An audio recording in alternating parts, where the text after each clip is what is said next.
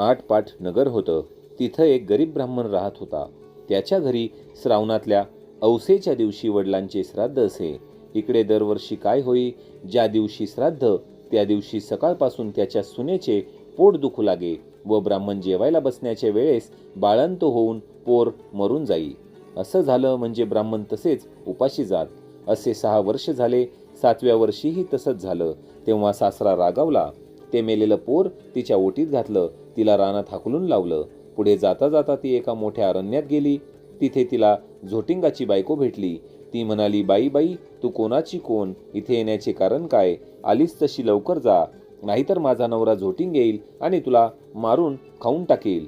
तेव्हा ब्राह्मणाची सून म्हणाली, तेवढ्या करताच मी इथे आले आहे. झोटिंगाची बायको म्हणाली, बाई बाई, तू इतकी जीवावर उदार का? तशी ब्राह्मणाची सून आपली हकीकत सांगू लागली. ती म्हणाली, मी एका ब्राह्मणाची सून. दरवर्षी मी श्रावणी औसेच्या दिवशी बाळंत होते व मूल मरून जाते. त्याच दिवशी आमच्या घरी आमच्या आजे सासऱ्याचे श्राद्ध असे. माझे असे झालं म्हणजे श्राद्धास आलेले ब्राह्मण उपाशी जात. अशी 6 बाळंत पण माझी झाली. 7व्या खेपेला सुद्धा असंच झालं. तेव्हा मामनजी माझा राग आला. ते म्हणाले, माझा बाप तुझ्या बाळंतपणामुळे 7 वर्ष उपाशी राहिला, तर तू घरातून चालती हो. असं म्हणून हे मेलेलं मूल माझ्या ओटीत घातलं आणि मला घालवून दिलं. नंतर मी इथे आले. आता जगून तरी काय करायचे आहे? असं म्हणून रडू लागली. तशी झोटिंगाची बायको तिला म्हणाली, बाई, तू भिवू नको, घाबरू नको.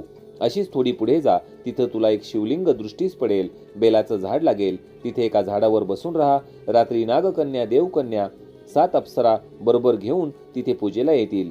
पूजा झाल्यावर खीरपुरीचा नैवेद्य दाखवतील आणि अतिथी कोण आहे म्हणून विचारतील. असं झाल्यावर मी आहे म्हणून म्हण. त्या तुला पाहतील. कोण कोटची म्हणून चौकशी करतील. तेव्हा तू सगळी हकीकत त्यांना सांग. ब्राह्मणाच्या सुनेनं बरं म्हटलं. तिथून उठली, पुढं गेली. तो एक बेलाचं झाड पाहिलं. तिथेच उभी राहिली. इकडे तिकडे पाहू लागली. तो जवळच एक शिवलिंग दृष्टीस पडलं. तशी ती शेजारच्या झाडावर बसून राहिली. इतक्यात रात्र झाली. तशी नागकन्या, देवकन्या आणि 7 अप्सरांच्या स्वाऱ्या सुद्धा आल्या. त्यांनी शिवलिंगाची पूजा केली, नैवेद्य दाखवला आणि अतिथी कोण आहे म्हणून विचारलं. त्याबरोबर ती खाली उतरली. मी आहे म्हणून म्हणाली. तेव्हा सगळ्यांनी मागे पाहिलं. त्यांना आश्चर्य वाटलं. तिची कोण कोठली म्हणून चौकशी केली. तिने सर्व हकीकत सांगितली. नागकन्या, देवकन्यांनी तिच्या मुलांची चौकशी केली. तेव्हा अप्सरांनी ती दाखवली. पुढे त्यांना तिच्या 7 मुलांना जिवंत केलं आणि तिच्या हवाली केलं. पुढे तिला हे व्रत सांगितलं. 64 योगिनींची पूजा करायला सांगितली आणि मृत्युलोकी हे व्रत प्रकट करायला सांगितलं. तशी तिने विचारलं, ह्याने काय होतं?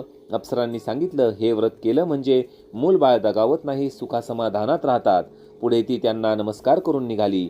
ती आपल्या गावात आली. लोकांनी हिला पाहिलं. ब्राह्मणाला जाऊन सांगितलं, भटजी भटजी, तुमची सून घरी येत आहे. त्याला ते खोटं वाटलं. अर्धघटकेने पाहू लागला. तो मुलं बाळ दृष्टीस पडू लागली. पाठीमागून सुनेला पाहिलं. तसा उठला, घरात गेला. मुठभर तांदूळ, तांब्याभर पाणी आणलं. तांदूळ सुनेवरून आणि मुलांवरून ओवाळून टाकून दिले. हातपाय धुवून घरात आला. सर्व हकीकत सुनेला विचारली. तिनं ती सारी सांगितली. पुढे सर्वांना आनंद झाला आणि मुलाबाळांसहित सुखाने ती नांदू लागली. ही 60 उत्तराची कहाणी 5 उत्तरी सुफळ संपूर्ण.